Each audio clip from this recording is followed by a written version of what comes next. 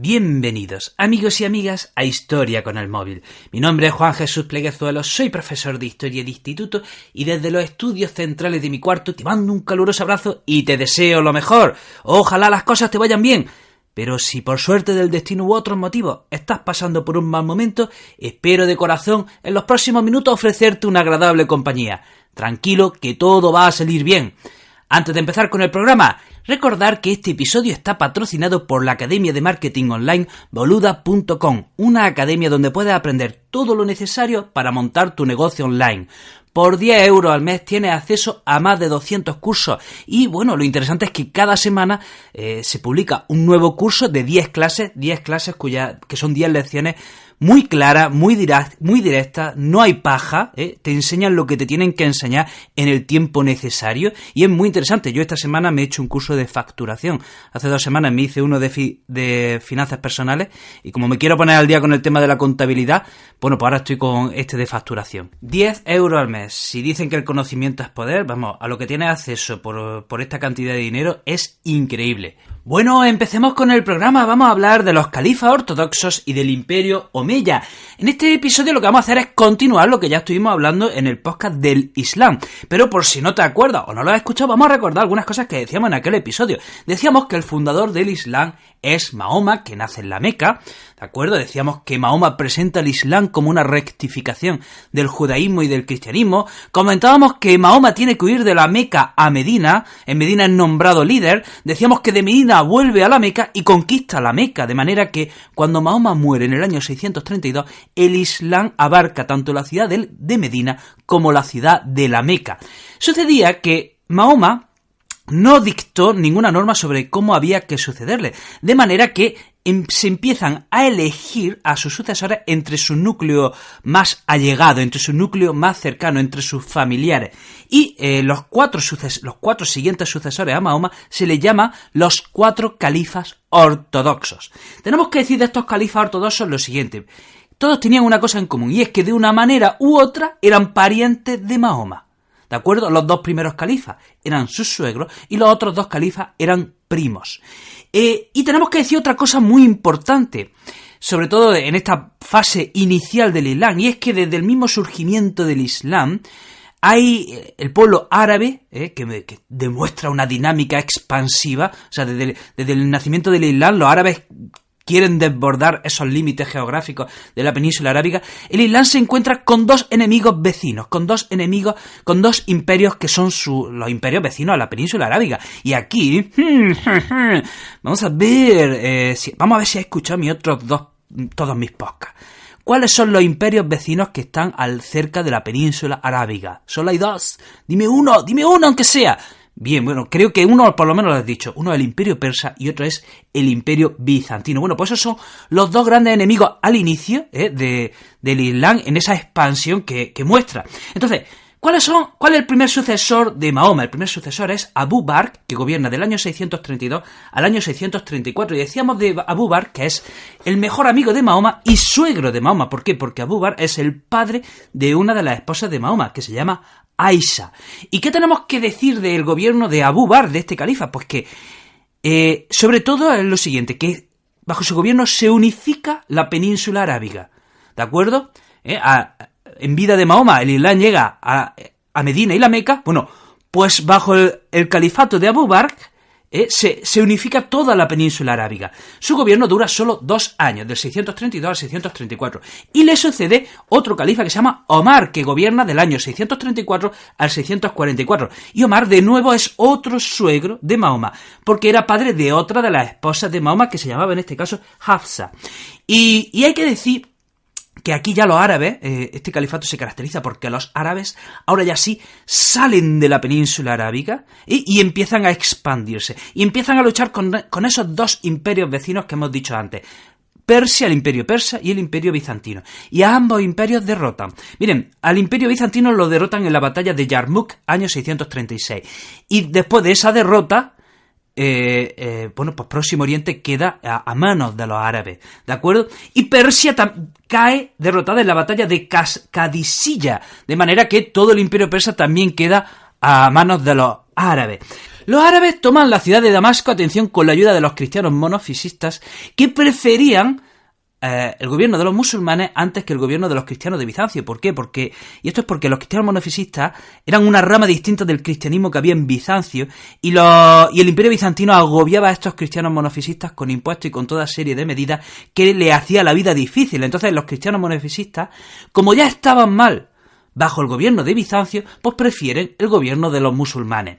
Entonces, decíamos que decíamos que los árabes van tomando todo Próximo Oriente, y es curioso porque en las conquistas muestran excesiva blandura con los derrotados. No sabemos, probablemente esto se deba a que los árabes, como son nuevos a la hora de la conquista, a la hora de la expansión y del dominio, pues en principio muestran gran respeto por los derrotados. Fíjense lo que dicen las capitulaciones de la rendición de Damasco. Atención: en el nombre de Dios benigno y misericordioso, yo, Jalid ibn Walid, otorgo las concesiones siguientes al pueblo de Damasco. Garantizo seguridad para sus vidas, sus bienes y su iglesia. Las murallas no serán derribadas y ningún mahometano se alojará en sus viviendas. Así le concedemos la paz de Dios y la protección de su mensajero, etcétera, etcétera. Esto, se dice claramente que a los ciudadanos de Damasco se les respeta sus propiedades y su religión. Y cuando se toma Jerusalén, de nuevo también se muestra gran respeto por los derrotados. Fíjense lo que se dice en la capitulación de rendición de Jerusalén. Dice: esta paz que se les concede garantiza la integridad de sus vidas, bienes, iglesia y crucifijos pertenecientes a quienes los exponen y veneran. Sus iglesias no serán habilitadas para vivienda, ni se derribarán o dañarán sus murallas, ni tampoco las casas adyacentes a las iglesias, ni los crucifijos, ni sus restantes pertenencias. No se les hará objeto de coacción en materia de fe, ni se les molestará en modo alguno, y los judíos de Jerusalén no residirán junto a ellos. Es decir, aquí se muestra absoluto respeto tanto por los cristianos como por su fe, como por sus santos lugares. Y esto es interesante. Los árabes, ¿qué es lo que hacen? Van ocupando territorios del imperio persa y del imperio bizantino y van usando la burocracia que ya existía, ¿de acuerdo?, para integrar esos territorios en su imperio. Una manera inteligente de no desbaratar las cosas. La burocracia que ya existía sigue funcionando, pero ahora bajo el gobierno de los árabes. Bueno, entonces decíamos que estábamos bajo el califato de Omar, que ha conseguido derrotar al imperio persa, que ha conseguido derrotar en parte al imperio bizantino, que ya tiene todo Próximo Oriente y todos los territorios persas a su merced, y comentábamos que, Omar toma algunas medidas que contravienen lo que había dictado el profeta Mahoma. Por ejemplo, Mahoma había dictado que se respetase a los judíos de Jaibar y a los cristianos de Najran, dos regiones de la península arábiga. ¿Y qué hizo Omar? Pues desobedeció las leyes que había dictado el profeta Mahoma. ¿Y qué hizo con los judíos y los cristianos? Los deportó hacia Siria porque decía que la península arábiga solo podía ser lugar para los musulmanes. Por eso hoy día en Próximo Oriente hay cristianos en Irak, en Jordania, en Siria, en Palestina, en Egipto, pero en la península arábiga no hay cristianos porque este califa ordenó que saliesen de allí.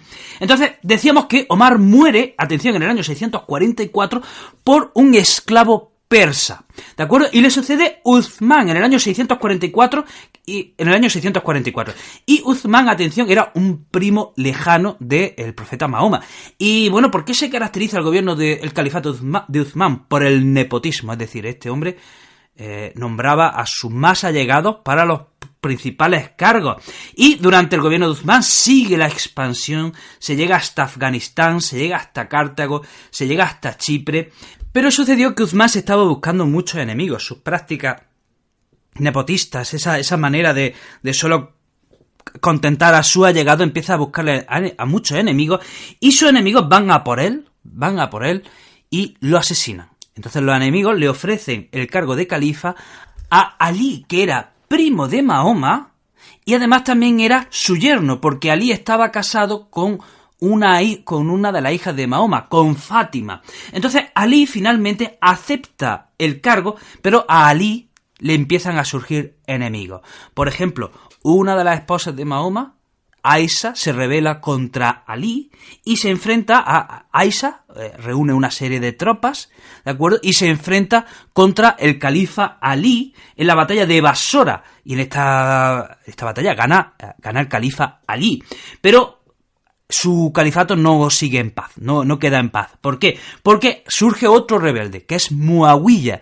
Y este Muawiyah decía que no le podían aceptar como califa. ¿Por qué? Porque acusaban a Ali de haber asesinado al califa Uthman.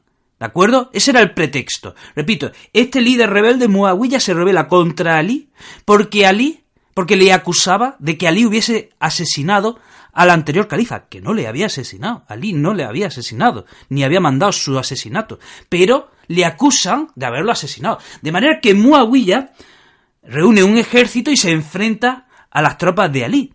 Y digamos que ese enfrentamiento queda en tabla. Así que finalmente, en ambos bandos deciden lo siguiente: que se tiene que celebrar un juicio para investigar si Ali es culpable de la muerte del anterior califa. Y atento a esto. Ali acepta someterse a ese juicio. Pero aquí hay seguidores de Ali que le dicen, no, un momento, tú eres califa, tú no te tienes que someter a ningún juicio. Y hay un grupo de seguidores de Ali que se separan del Islam oficial y montan una secta aparte. Estamos hablando de los jarilíes. Así que el Islam sufre su primera escisión. Así como en el cristianismo hay católicos, ortodoxos, evangelistas, protestantes, testigos, yo que sé en cuántas ramas hay dentro del cristianismo, en el Islam también hay distintas ramas y aquí surge la primera escisión, que son los jarilíes. Pues muy bien, decíamos que Ali decide someterse a ese juicio. El caso es que no sabemos muy bien en qué quedó ese juicio. El caso es que por un lado Muawiyah, él por su cuenta se proclama califa y atención, a la vez que Muawiyah es proclamado califa, Ali es asesinado. Ali es asesinado, de manera que queda como califa fuerte Muawiyah y Ali es asesinado y atención, los seguidores de Ali deciden que no, que Muawiyah no es el califa, que los verdaderos califas tienen que ser los descendientes de Ali, porque Ali era pariente del profeta Mahoma. Por lo tanto, el líder del Islam tiene que ser pariente del profeta Mahoma y el liderazgo del Islam le corresponde a los hijos de Ali. Entonces, ¿qué sucede? Que los hijos de Ali forman otra corriente aparte de las ya existentes. Forman otra rama del Islam aparte de las ya existentes. De manera que los seguidores de Ali se denominan a partir de ahora chiíes.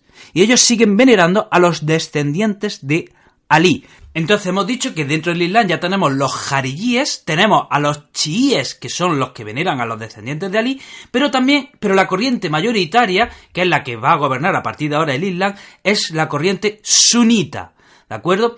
Y bueno, ahora que ha muerto Ali, que es el último de los 4 califas ortodoxos, empieza el califato omeya. ¿Qué tenemos que decir del califato omeya? Bueno, pues que a partir de ahora el califato omeya, hemos dicho que el imperio persa ya está derrotado, pues ahora el único enemigo que le queda es el imperio bizantino, que todavía le quedan territorios, todavía le quedan Constantinopla, todavía le queda parte de la actual Turquía, ¿de acuerdo? Entonces, como el gran enemigo del califato omeya tenemos el imperio bizantino y luego un enemigo interno. ¿Por qué digo que el califato omeya tiene un enemigo interno?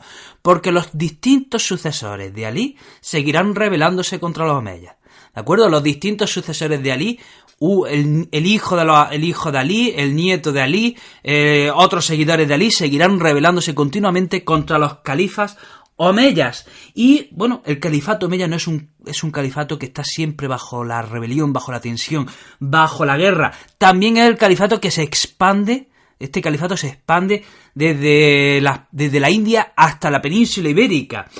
Este califato dura 90 años y son 14 califas los que llegan al poder. Y hay que decir que todas las rebeliones tenían que terminar con alguna cabeza cortada. Fíjense. Vamos a hablar primero de Muawiyah, que este es quien se proclama califa, quien se enfrenta a Ali y se proclama califa. Hay que decir que los omeyas llevan la capital a Damasco. Pues entonces, ¿qué hace Muawiyah, que es califa en el año 661? Bueno, pues a uno de los hijos de Ali le soborna, a Hassan. ¿De acuerdo? Ali tenía 2 hijos, Hassan y Hussein, y a uno de los hijos lo soborna, ¿de acuerdo? Y así se lo quita de en medio. ¿Qué pasa? Que Hassan, el sobornado, muere a los 10 años de tisis, pero se crea una leyenda que decía esta leyenda que Hassan había sido envenenado por su esposa por orden de Muawiyah, que no era cierto, ¿de acuerdo? Hay que decir que Muawiyah se expande, lucha contra Bizancio, se sigue expandiendo por Oriente, se sigue expandiendo por África. intenta conquistar Constantinopla, pero en Constantinopla los bizantinos se defienden con un arma secreta que le llaman el fuego griego, que era un fuego que se pegaba a los barcos, ¿de acuerdo? Una especie de fuego que se pegaba a los barcos, una pasta pegajosa que se pegaba a los barcos y no se sabía cómo apagarlo. Luego a Muawiyah le sucede Yazid, que gobierna del 680 al 683. Y aquí, bueno, pues ya tenemos una primera rebelión. Resulta que en la ciudad de Kufa se proclama califa al otro hijo de Ali, a Husein. Y Husein, cuando va a Kufa a reclamar su reinado, a aceptar el liderazgo que le están dando en Kufa, se enfrenta a las tropas de Yazid en Kerbala. Y aquí se produce una batalla en Kerbala entre los seguidores de Husein y los seguidores del califa Yazid. ¿Qué sucede? Bueno, pues que Husein es martirizado en esta batalla.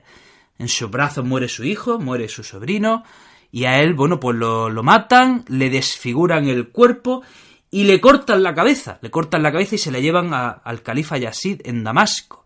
Y bueno, la historia de esto me recuerda a lo que pasa en Europa con el cristianismo. Así como hay varias iglesias en Europa que dicen tener la sábana santa, varias iglesias en Europa que dicen que tener un trozo de la cruz de Cristo, etcétera, resulta que hay varias mezquitas que dicen tener la cabeza de este profeta Husein. La mezquita de Medina, hay una mezquita en Medina que dice tener una cabeza de Husein, otra mezquita en Kerbala que dice tener la cabeza de Husein, otra en el Cairo y otra en Damasco. O sea, son 4 los lugares que reclaman tener la mezquita de la cabeza de Husein. Ojo, Husein, hijo de Ali, descendiente directo, o sea, por lo menos pariente directo de Mahoma, ¿vale? Por eso es tan importante esta reliquia. Decíamos entonces que hay esta rebelión ha sido sofocada, pero hay otra rebelión más, de un tal Abdallah ibn Zubair, también seguidor de Ali, donde en Medina, pero en este caso es derrotado, ¿de acuerdo? ¿Y qué hace este Zubair? Se va a la Meca. Luego tenemos otro califa en el año 685 que es Abdelmalik. Y bueno, ¿qué hace Abdelmalik? Bueno, pues también tiene que sofocar rebeliones por todas partes. Habíamos dicho, atención, que la otra rebelión que había surgido bajo el califato de Yazid, que es Abdallah ibn Zubair, habíamos dicho que este hombre fue derrotado en Medina y que se fue a la Meca. Bien. O sea, que la Meca es independiente. Tenemos en Damasco un califa que es Abdelmalik, y en la Meca tenemos otro líder que no acepta el gobierno de Abdelmalik. Y ojo, la tierra santa de los musulmanes, ¿cuál es? La tierra santa de los musulmanes es la Meca y Medina. Entonces no puede ser que el gran el gran califa de los musulmanes no tenga poder bajo el lugar santo que es la Meca. Entonces, ¿qué hace Abdelmalik? Crea en Jerusalén otro lugar santo para los musulmanes. Atención a esto que es muy importante. Miren, en Jerusalén tenemos el templo de Salomón. Y dice la historia que en ese templo de Salomón, Abraham fue a sacrificar a Isaac. Ojo, según judíos y cristianos, repito, según judíos y cristianos, en ese lugar sobre el que se construyó el templo de Salomón, Abraham fue a sacrificar a Isaac. Pero es que, atención a la historia, según los musulmanes, Abraham no fue a sacrificar a Isaac. Según los musulmanes, Abraham fue a sacrificar a Ismael. ¿Vale? Bien, pero es que además, según dice la tradición islámica, que el espíritu de Mahoma una noche se separó de su cuerpo estando en la Meca y viajó hasta Jerusalén y desde el templo de Salomón subió al cielo. Y bajó, fue un viaje en una noche. Entonces, ¿qué pasa? Que de alguna manera ese templo de Salomón también es sagrado para los musulmanes, porque en ese templo Abraham fue a sacrificar a Ismael y Mahoma, el espíritu de Mahoma subió al cielo. Entonces, ¿qué es lo que hace Abdelmalik? Crea sobre el templo de Salomón un templo, que le llaman el templo de la roca, que es sagrado para los musulmanes. Y esto, abro paréntesis, ha traído un largo conflicto hasta hoy. Hasta hoy, el templo de Salomón y el templo de la roca es un lugar en disputa que se está disputando hasta el día de hoy, ¿vale? Porque es sagrado tanto para judíos como para musulmanes y ambos grupos se lo están disputando. Entonces decíamos que Abdelmalik finalmente termina con la rebelión en la Meca, ¿vale? Y otra vez le surge otro seguidor de los descendientes de Ali. Mukhtar ibn Ubays también se rebela contra Abdelmalik. ¿Y qué hace Abdelmalik? Lo sofoca y además le corta la cabeza. Luego tenemos otro califa que se llama Walid en el año 705 del año 705 al 715. Y este Walid, ¿qué es lo que hace? Reconstruye la mezquita de Medina, que había sido destruida en la anterior rebelión, reconstruye la mezquita de Damasco, construye la mezquita de Damasco, ojo, sobre la iglesia de San Juan Bautista, y bajo el califato de Walid, atención, Tarik cruza el estrecho de Gibraltar y llega hasta la península ibérica. Luego le sucede un califa que se llama Solimán, en el 715, que casi ocupa Constantinopla, y si no lo hizo fue porque en sus barcos surgió la peste y se tuvieron que retirar, pero estuvo a punto de tomar Constantinopla. En el año 724 llega un califa que se llama Isán, y de nuevo tiene que sofocar otra rebelión de los hijos de Alí, que de nuevo termina con una cabeza cortada.